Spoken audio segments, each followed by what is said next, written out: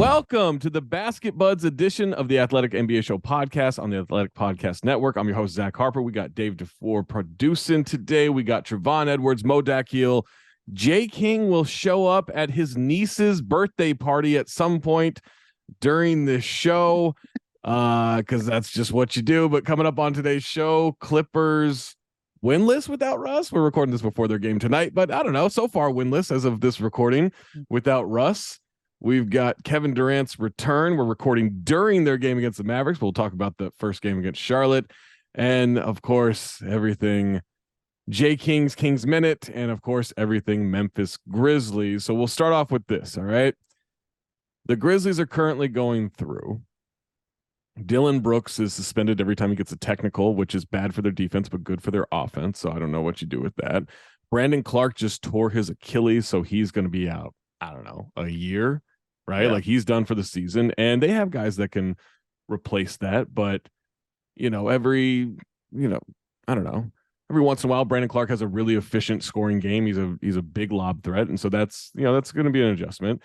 And then there was one other thing that they had going. Oh, right. Ja Morant is taking 2 games away from the team, going to be away from the team for 2 games, at least, I guess, on this LA trip.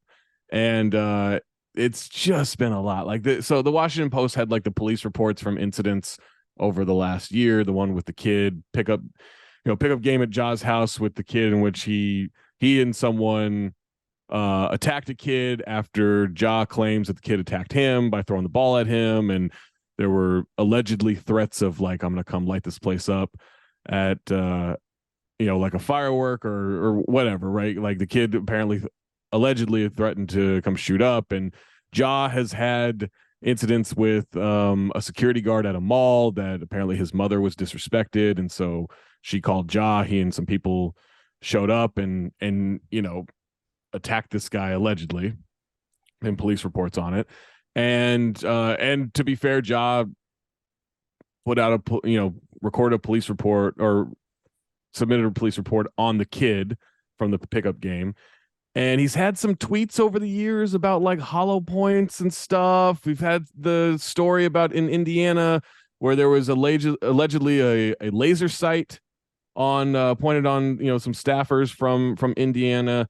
And the latest one is, as all this stuff is happening, right? We kind of get the stuff from the summer rehash with the police reports being put out by the Washington Post. As all this stuff is happening, Ja the other night on Instagram Live flashes a gun, right? He's partying somewhere. He's rapping along to the song Poorly. I don't think he knew the words to that song, but he's rapping along to the song Poorly. And he just like flashes a gun, like in a very like smiley way, not in a menacing way, but a very like, hey, I got this, like kind of thing. And then is like hanging out with a couple of people and having fun. And we get, the comments from the league office. We're aware of this social media post, blah, blah, blah. We get the report from Shams Charania that he's being suspended for 2 games. Then the Grizzlies come out and their statement is he's going to be away from the team for 2 games. So I'm wondering, like, is this a suspension?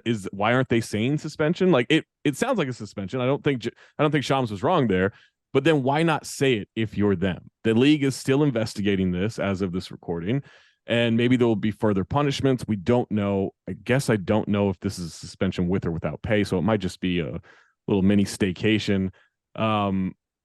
But Trey, like everyone's coming out and saying, what is this kid doing? Enough's enough. It's troubling on a lot of levels, but I'll throw this out there and then hand it over to you. People have been talking to Ja about this stuff, right? There isn't now like people going, we should say something to him. This has been a point of contention for him and people trying to get through. It clearly hasn't worked yet, but my thought on this is like his extension starts next year.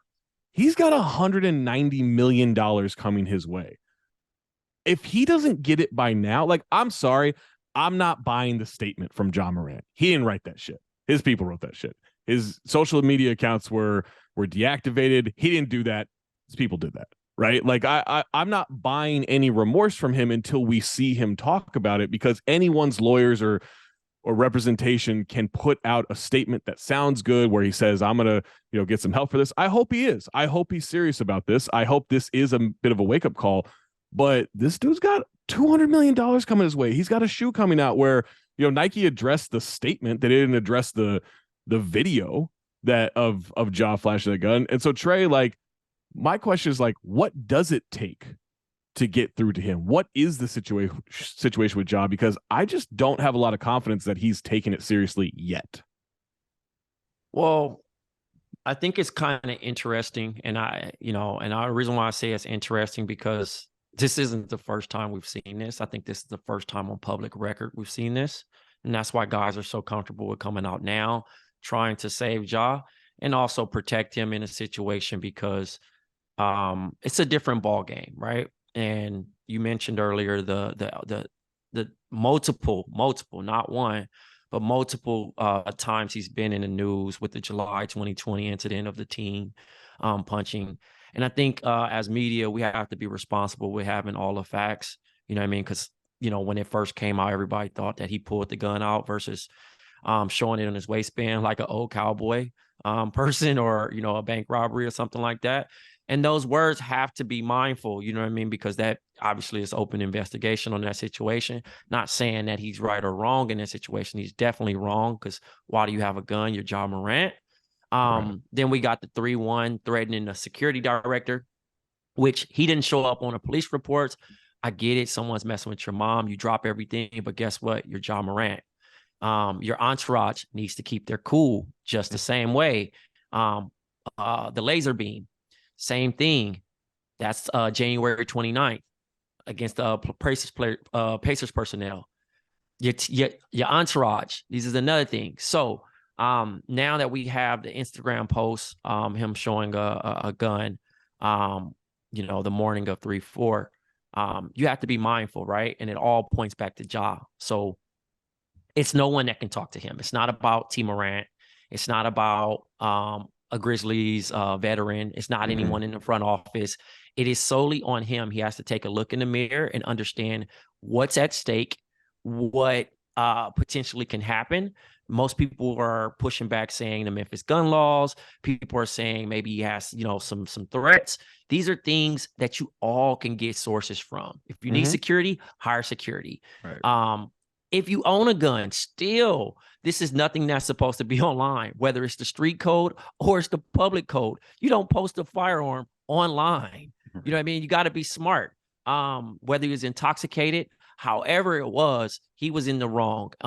I do see it. I mean, I seen Jalen Rose come out talking about how he had to wear a bulletproof vest and how his life was threatened. And then also Paul Pierce, after he was stabbed, he carried a gun. But again, this is pre-social media era.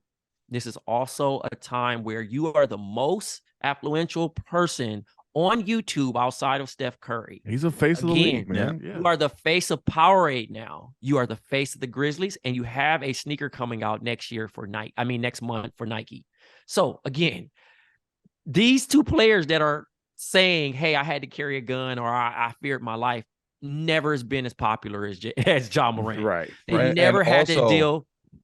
Also, they were doing it out of protection for themselves. They weren't waving it on social media like, I'm cool, I have a gun. But again, Jay, we don't know what's going on, so I can't really speak on that. I don't know what he's personally dealing with. I think in a certain situation, like I said, I'm going to be mindful of the situation as far as I don't know what he's attracting. We've seen in other sports where, athletes are overly involved in other situations. So I don't want to jump the gun on that. But I do say him deactivating his social media isn't going to help. No. That's not a start. The leave of absence for 2 games isn't going to help. It is going to take for him to ultimately, like I said, they're actually letting him off on this situation because you have to have some type of fear of loss for you to have a wake-up call. And again, I sympathize with him. I think that in certain situations, every player has something different. DeJounte Murray mentioned how him in a comparison of other guys. He has his fun at home. He doesn't choose to go to the club because he has an intuition that something may happen the time that he does go out to the club. Sure. Not saying that you're not supposed to live your life like a young person. These young individuals are, under 25 with multi-million dollars, right? And potentially is going to make a ton of money playing a sport. You have to be aware of the company you keep. You know what I'm saying? Yeah, for sure. Real quick, Mo, before you jump in. I'm trying to pay attention to what Trey's saying, because Trey's saying some really good stuff here, and he's really mindful stuff here. But J King is podcasting from the car. Still he has just the had to. seatbelt on. He still has a seatbelt on. He's strapped in. He's strapped in for this episode. He's got the microphone out, and he just had to move the visor to block the sun from the side. And as Trey, I saw that as Trey was talking, and it took everything not to start laughing, because I don't want to laugh over what Trey's saying. Some really good shit and a good perspective of you're right. We don't know what he has going on. We don't know what's there. We don't know if there are legitimate threats. I've heard a lot of people who seem to be in the know say it's like he is kind of playing the part of this rather than being the part of this, right? Which is a very dangerous, slippery slope of, you can then attract the threats that you maybe don't have, right? Again, this is just a hypothetical. You maybe don't have, but then that kind of behavior can start attracting a threat. And there's just so much to risk. There's no upside to it at all, right? But at the same time, J King is battling the sun right now. Right. And that's with his body. I just unseatbelted though, so I'm ready. Thank you, brother. Oh, thank you, brother. but now Thank we're you, not brother. safe. Now it's not a now- safe. Yeah, now now we're it's no safe. longer He safe. takes the safety off. We should also let people know. I hope the that thing car is starts not dinging. moving. No, the car's not moving. It looks like you're in the passenger seat. I don't think you're there. He's frozen now, so he just looks. That's even better. You never know when Jason Statham is going to come through and steal a car while you're in the passenger seat recording the podcast. But for the closing note on this, as Memphis as a culture, I'm not sure if you've seen going around. I think Memphis is a beautiful city. My niece's birthday party. You're just now getting there. Okay. Keep going, Trey. Don't stop when he talks. Keep going. so to close this note, I'll always say respect to the beautiful Memphis, Tennessee. But I don't know if it's the best place for Ja right now. I think he is getting sucked into the culture. Memphis is one city that embraces the hip hop culture, and it has kind of trickled into the Memphis Grizzlies organization as far as the hip hop culture is not necessarily bad, right? No, I don't want to it's put not. it that way. It's not bad, but you also have to understand the affluence. When we watch a TV show such as BMF, I'm not promoting this show, but shout out to BMF and 50 Cent. We understand that some things have been changed to dictate a certain character, and it is solely based on fiction or fact, but that's for you to pick on. Right. Ja Morant is a professional basketball player. He embodies Memphis as a second home. He understands. He hangs with which is great. With his rapper friends. Hip hop. The youth right now currently express themselves through jewelry and clothing and things of that nature, and it's kind of adjacent with hip hop. But again, the rules are different. Yeah, the NBA, a hip hop artist could tote a gun. Yeah, and say, you know what? Yeah, hey, you could do all the gun law here and gun law this. NBA is not that. They govern a different way. Yeah. And that was the main thing that I'm hitting on is that rappers, if I'm listening to certain quote unquote artists, they could dramatize the situation and say, hey, I was only portraying the art and be done with it. In the NBA, it's well, you got a different age demographic. You got from ages 4 or whatever consuming the sport to adults now, right? Infinite adult age, right? And in that particular situation, you belong to the product, regardless if it sounds nasty, but it is true. That's what the money's for. That's why you get $190 million. That's why you get the bucks. Yeah. You are paid to market this brand on and off the court.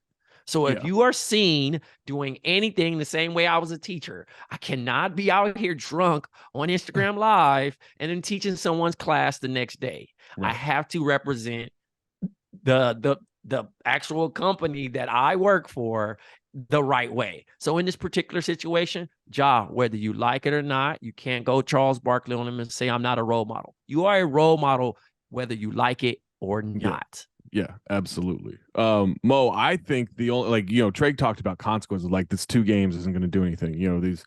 This time away isn't going to do anything. Like, to me, what would do something, and I'm not putting, like, it's on Ja to, like, smarten the fuck up, right? Right. But what would do something, an actual suspension without pay of, like, no, we're hitting you on this because you need to feel this seriousness of, the gravity of what this is. What would help is Nike saying, you know what? We're not sure about releasing your shoe next month, despite the money spent and everything.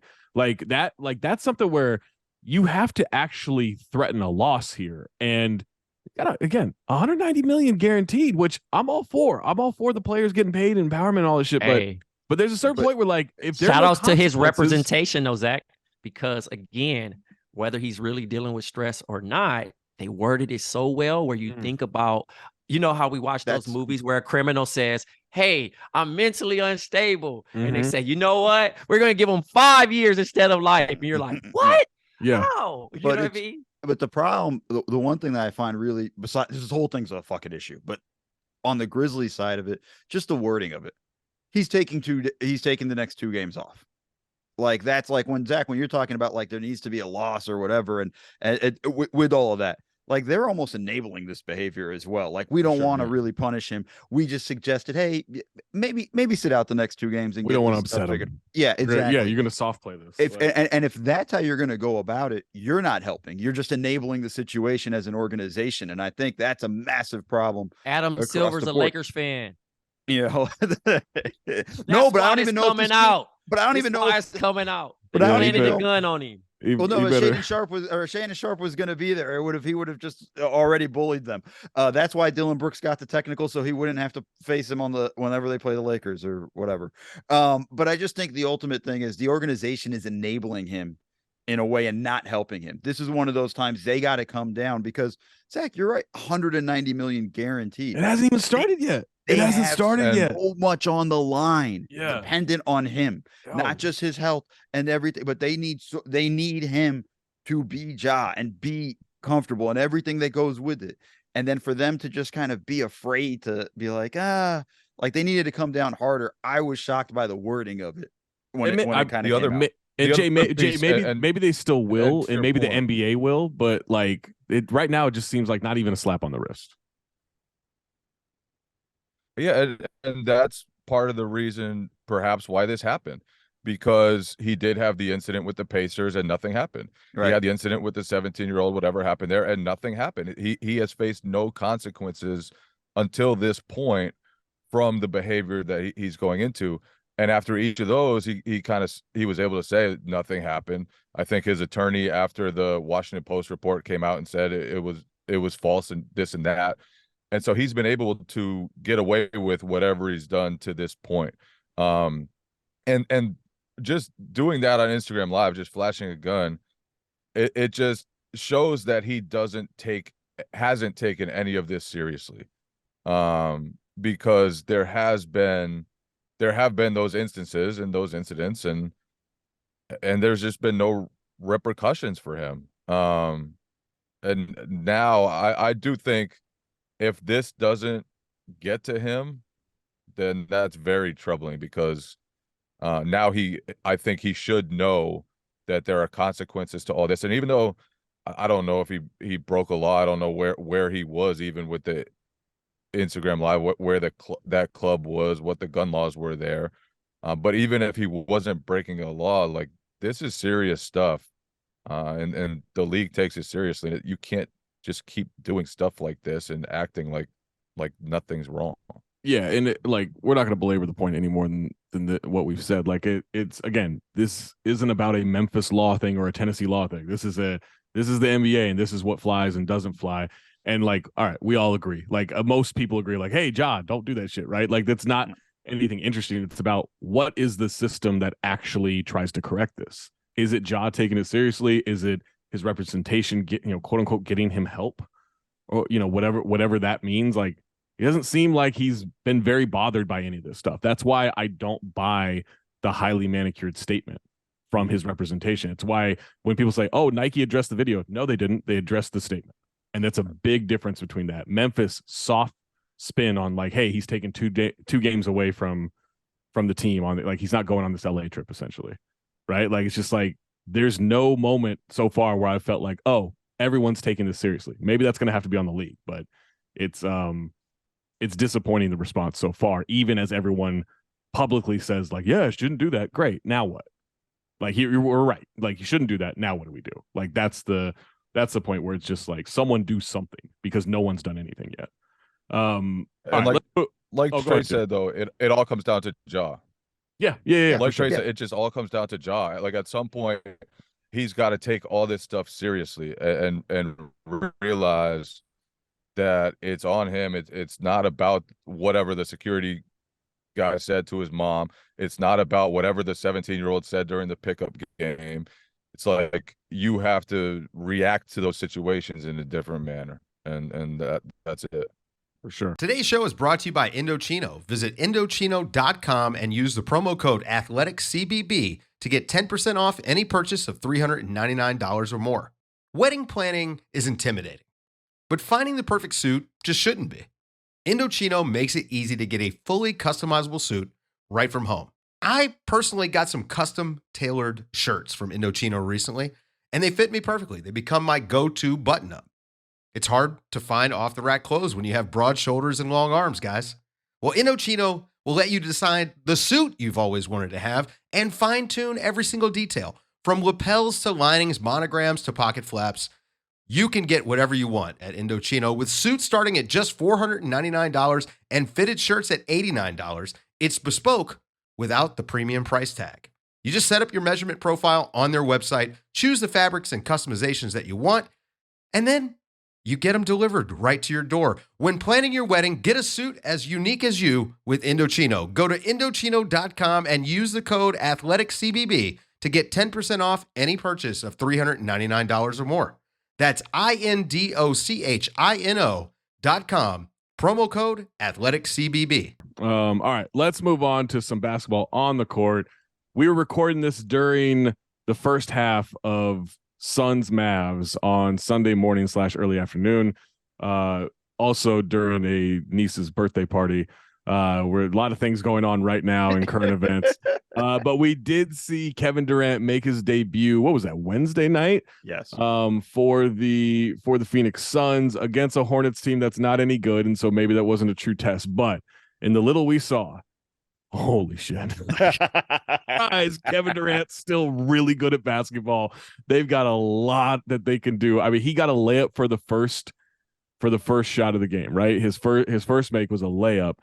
And then like just peppering them with jumpers all over, like, and nothing, like just nothing. And like, look, there wasn't anything you could do with him in Oklahoma City. There wasn't anything you could do with him in Golden State. There wasn't anything you could do with him in Brooklyn. Like when he has the ball, like you really just have to hope he misses. There's not a lot you can do.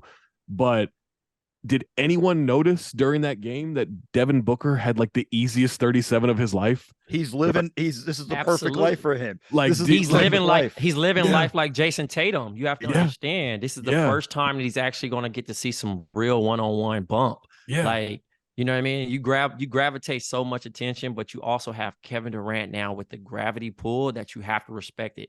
Even this game that's playing behind us right now, the Dallas Mavericks, they started off doubling KD. You know what? Mm-hmm. That leaves Booker on the island to work, and those points are only going to go up. We're going to see some 30s. We're going to see some 35s, some 40s, and some 45s. Yeah. I wouldn't be surprised if we get a 50-point game from Book soon. Even funnier, they're doubling KD. His first quarter numbers: 10 points, 4 for 4 from the Of course, field. because there's nothing you could do. Like he's just like it doesn't. like, I mean, like this ain't shit you can do against him. Dave put in the chat. You know, in the first quarters alone, 31 points on 64% shooting. I mean, look, that's going up after today. Yeah, right. I mean, look, Dallas isn't exactly a tough defense to score hard, right? But still, like, I mean, there's nothing you can do. And I look at what DeAndre Ayton's going to be able to do, right? And just like all the dump off stuff, all the rolls, like all the, cutting from the weak side towards the hoop, like, quick post ups as they swing and get a mismatch. Like there's just so much that these guys can do. And I really don't look at this team as having a weak rotation. Like, I get it, they're not that deep. I think they're deep enough. Like, I just do. They're like, deep you can enough. stagger. Like, I mean, first off, more importantly, Ayton's going to play with so much space, and the guy that's going to rotate over is the dude that's defending Torrey Craig or Josh Okogie, right. like that, and that's where you're hiding your weakest defenders for the most part. Like, he's going to be living in space.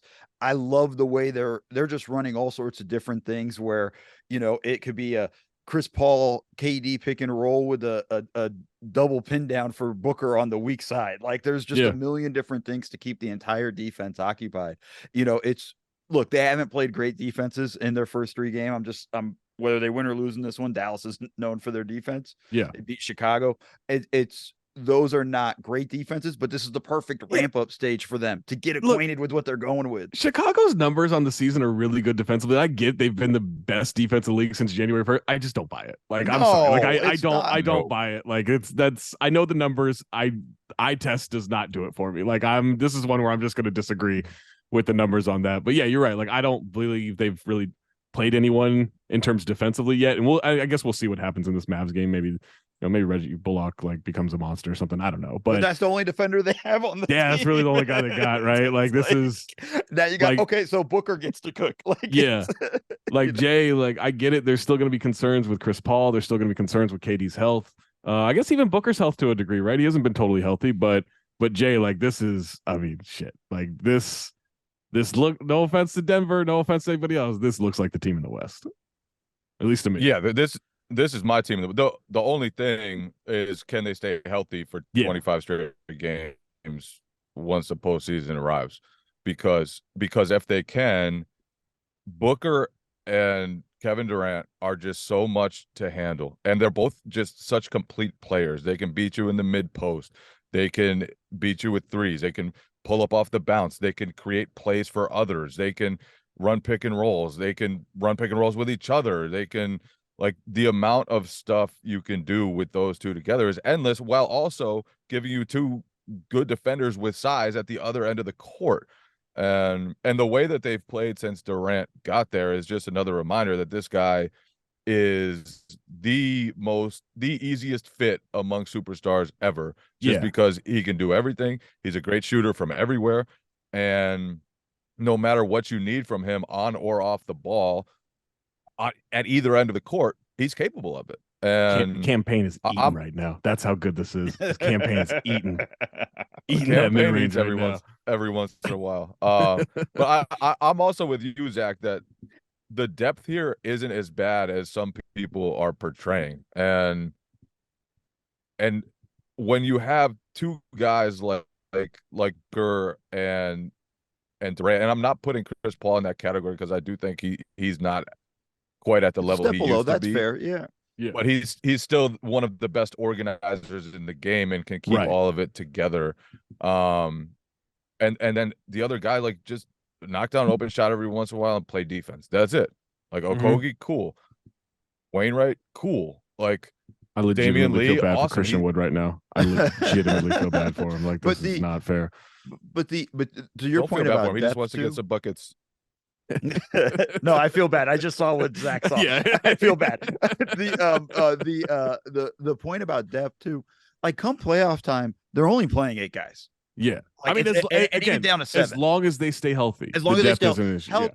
Because here's the thing: if they're not healthy, then I mean, that's across the board with every team, right? If the Warriors aren't healthy, if Steph's not ready to go for playoffs, Jamal Murray gets hurt, if whatever. So I mean, like, that's just the caveat for everybody. But just playoff time, if you're healthy and you're Dylan Brooks doesn't get suspended, Dylan Brooks doesn't get if Dylan Brooks gets suspended, helps the Grizzlies. Helps, yes, that's what I said. If he doesn't, sorry, I didn't hear that part. You're right. Let's tone that one down, guys. Dylan Brooks. Really, Jay? Really? No. But the thing is, depth in the playoffs is somewhat overrated because you're only gonna your star players are gonna play more minutes. You're gonna stagger more. You're gonna pair guys more. And I think at a certain point, we kind of go too far into the details of, like, how deep are they? If they're healthy, damn, they're gonna be a tough team. Yeah. They just will. Like, this is, I still think.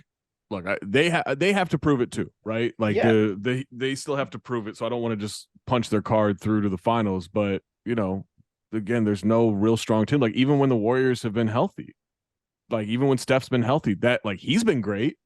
That team has not looked like, oh, yeah, they're back to championship level. Like, Denver still has a lot to prove. Memphis, my God, everything going on that. Like, we'll hear about Jay's Kings in a little bit, but they're still an absolute disaster defensively. Like, that's, there's just no real team in the West that makes you think, like, I don't know about Phoenix against them, as long as Phoenix is relatively healthy. And I would even say Chris Paul gets hurt, they'll be fine. It just can't be Booker, and it can't be KD. Because those two guys attract the attention. Yeah. I got a problem with DeAndre Ayton having 3 rebounds. This is the second time in 3 weeks. So again, got to find some type of motivation. I think he had 7 and 3 in that, in that win against Chicago.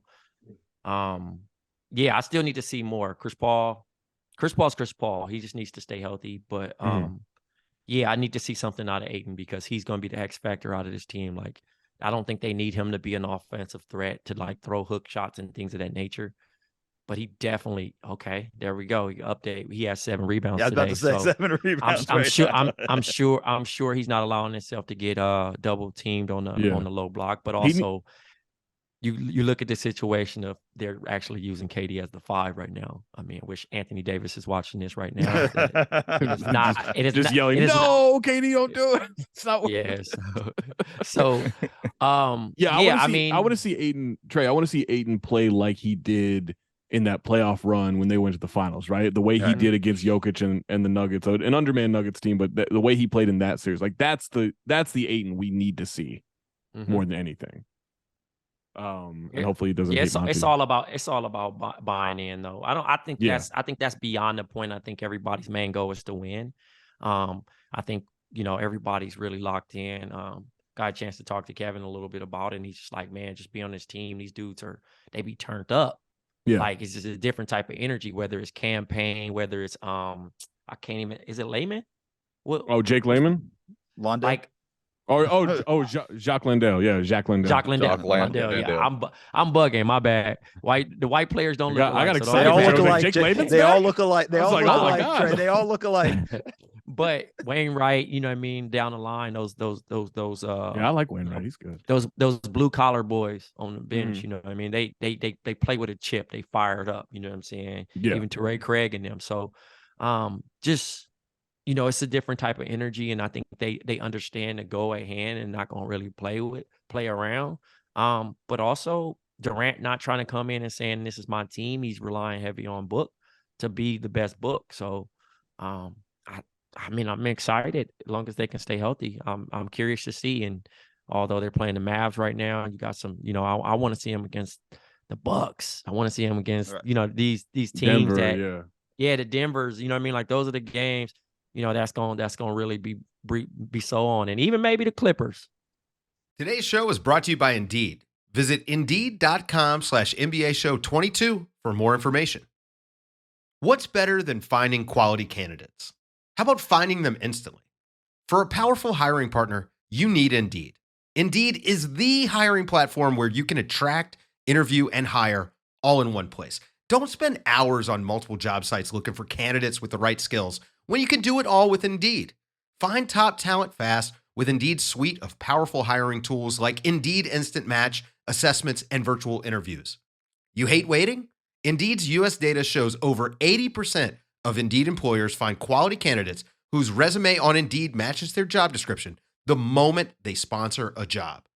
Something I love about Indeed is that it makes hiring all in one place so easy because of Instant Match. Candidates you invite to apply through Instant Match are 3 times more likely to apply to your job than candidates who only see it in search, according to US Indeed data. Indeed knows that when you're doing everything for your company, you can't afford to overspend on hiring. Visit Indeed.com/NBA Show 22 to start hiring now. Just go to Indeed.com/NBA Show 22. Indeed.com/NBA Show 22. Terms and conditions apply. Cost per application pricing not available for everyone. Need to hire? You need Indeed. Maybe even the Clippers. Well, speaking of the Clippers, they play later today against the Memphis Grizzlies, who are a mess, but the Clippers are also a mess. So going into this recording before we get to the game Sunday night, so maybe this has changed, but winless in the Russell Westbrook era. They are 0-5 now. They have lost to, they lost to the Kings twice. They lost to Denver, Minnesota, Golden State. Russ, for the most part, has been good. Like, he's shooting 53% from the field as a Clipper. He's shooting free throws well. Like, he's 80%. Like, yeah, he's turned the ball over, but he's averaging almost 9 assists a game. 3-point shooting is the 3-point shooting for him. Although it was okay during the first 3 games, it was efficient. But I don't want to put this on Russ because the Clippers already have some issues. But Jay, in terms of what the Clippers have looked like with Russ so far, the offense looks pretty solid. I think having Paul George and Kawhi out there helps that. Offense looks pretty solid. The defense, like, this is a team that's supposed to be good defensively. I don't really understand what the plan is with some of the lineups they throw out there, right? Like, I know Ty Lue's kind of trying to throw some stuff together, see what sticks, but not the best start to the Russell Westbrook Clippers era. And this is the problem with Russ, is that even when he plays well, he takes away from what you can do defensively. He is someone that the other team can just totally ignore on the offensive side of the court. The way the Warriors guarded them was one of the most disrespectful things I've ever seen in my entire life watching basketball. I mean, that was Jay King. Jay King, you've seen Kobe defend Rondo like this. Come on, man. Let's not act like this. But that was a former that way when Simmons, the like, former MVP. But we this saw is the a Lakers do this against him. Yeah, like, this is the thing. We have to understand. I get it. I'm not gonna put this all on Russ. I understand it's an easy tag along to put it on that. They still got to figure it out. I think it's more patience in this situation that we get in a consistent of these 3 playing together, and it's gonna be some growing pains. But also Ty Lue, he got to stop treating this like a pay-to-play league. He trying to play everybody. Mm-hmm. I understand he trying to figure it out, but he hurting the team in the process, and it's gonna be some woes. Russell Westbrook is in his head. Obviously, he's starting to read stuff. So he's trying to, like, make the right play and make it be the fit versus just doing him. Right. And it's hurting him as well because, again, they need him to be aggressive, not him doubting himself and not wanting to shoot that bad long 2. Shoot the bad long 2 versus just dribbling around and the leather off the ball. Yeah, right. Yeah. I mean, so they have this 5-game homestand, right, where they face Memphis tonight or last night if you're listening to this. They've got Toronto, winnable game. The Knicks, who are on fire right now. Like, we need to talk about the Knicks at some point a little more in depth, but it won't be today. They get the Warriors again, and Steph should be back for that, so that's tough. And then they face Orlando, who Orlando's been tough, but, like, the Clippers should absolutely beat Orlando. And right? they have and they're playing a Memphis team with no Dylan Brooks, no Ja Morant, no Clark, no Steven Adams. Yeah. Like, this is about, can they beat Tyus Jones, Jaren Jackson Jr., and Santi Aldama? Like, that's what it is. Like, we're gonna come after. You're gonna listen to this after the fact. This should have been a win. So I'm assuming it's a win. But I bet it was. You know what? I bet it was. I'm going to say it right now. Russell Westbrook, first victory as a Tyus Clipper. Jones is going to light these dudes up. He's going to come in and drop Desmond 30. Bain going to light these dudes up. Aldama's going to go for Aldama's threes. Nice, man. That's one of my favorite role players. I love Aldama. But the thing with the Clippers for me is, like, first off, Trey said it, like, this isn't all on Russ. The problems for the Clippers have been there for so long and go much deeper than Russ. I think Ty Lue's not done a great job coaching this year. I think trying to just figure these guys out. I think the best situation for Russ with this team is to not play him when it's both Kawhi and PG on the floor. I think, the 3 of them, and it's a small sample size, just net rating when it's the 3 of them on the floor, they're a minus 13.2 in net rating. I think Russ is better off paired with 1 of them, but not with 3 of them. And I think that's an issue. And to Jay's point, Russ can have a good game and still hurt your team. He had an 11-point third quarter against the Nuggets. Yeah. And they made no ground and no dent into that lead at all in that third quarter. And I was just kind of like, wow, that's quite an indictment right there. If you have a guy that goes for 11, like that, you should be at least build 3 or 4 more points cutting into that lead? Not at all. Yeah. All right. It's time. Every week we try to give Jay King the floor about the Sacramento Kings, strong 3 seed. This week, they beat the Thunder by 6, 123-117. They pushed that win streak to 5 by beating the Clippers, 128-127. And then unfortunately last night, give up 138 points to Rudy Gobert and Austin Rivers. Just a tough loss, 138-134. Minnesota wins in Sacramento. Jay King, your Kings Minute begins now. I know you guys probably think I'm gonna come in here and hype them up. They've won 6 of their last 8 games. They had the epic win against the Clippers. They beat the Clippers again. I'm worried about the Kings, man. I'm worried. I'm worried because now we know the game. We know that they're a legitimate regular season team. They have a chance potentially to get the 2 seed with the Grizzlies going through everything they've gone through. They have one of the best offenses in NBA history. They can't stop anybody. They can't stop anybody. And you look at even they're 6-2 in their last 8 games, and their defensive rating is 29th in the league, 122.5 points per 100 possessions. That's almost impossible to win games like that. It's insane. First of all, it's ridiculous, and it's not going to work in the playoffs. So these dudes need to find a way to at least get some stops. That is all for Jay King's Minute from his niece's birthday party in a car outside of the festivities. It's weird because I was shouted at all summer long about how Mike Brown was going to come in and fix this defense, and I believe they're 26th on the season. So. I was shouting. I believe there's a bet there. Isn't there a? I think they have to be like 22nd in defense, and then there is a wager. And then I shaved my beard or something. I think that's what it was. No, 24th. Before we get out of here, not 24th. Listen, No, it wasn't 24th. You lying ass. It was look at him trying to move the goalposts. I was there. It was. We were talking about 23rd, and then 23rd was the mark, right? The mark. They had to be 22 or higher. They're worse than It Charlotte. wasn't 24. Their defense is worse than Charlotte. And you were trying to take charges the rest of that night, so I trust my memory way Look, more I'll say than this: yours. he put his body on the line. He took some charges. All right. before you get out of here, if you're a Memphis Grizzlies fan or NBA player and you need help social media, buy my book. Buy Trey's book. There we go. Social media consulting, building your brand online. Stay out of trouble. Absolutely. You don't run into those issues that Ja Morant has run into online. You don't get that. Trey will teach you how to run that shit as a tight ship and keep you out of trouble. Make sure you go buy that book wherever you buy books. Hit up Trey's social media to find it. For Jay King, for Modak Hill, for Trevon Edwards, for Dave Dufour, I'm Zach Harper. Make sure you subscribe to The Bounce, theathletic.com/bounce, the #1 basketball email newsletter from The Athletic every single day into your inbox, and it is free 99. Also, make sure to subscribe to all the podcasts. Make sure you subscribe to our YouTube page. If you watch us on YouTube, don't be a jerk.